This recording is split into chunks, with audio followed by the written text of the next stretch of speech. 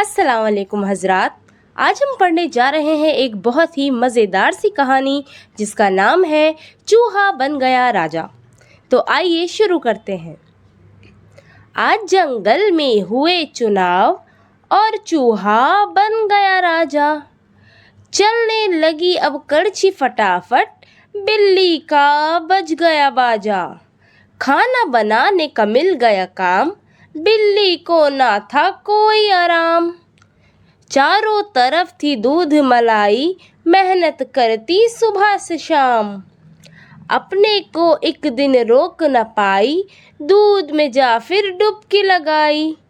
इतने में वहां एक लोमड़ी आई, ये क्या किया बिल्ली ताई। चूहा राजा है बहुत खतरनाक, अब तो तेरी शामत आई।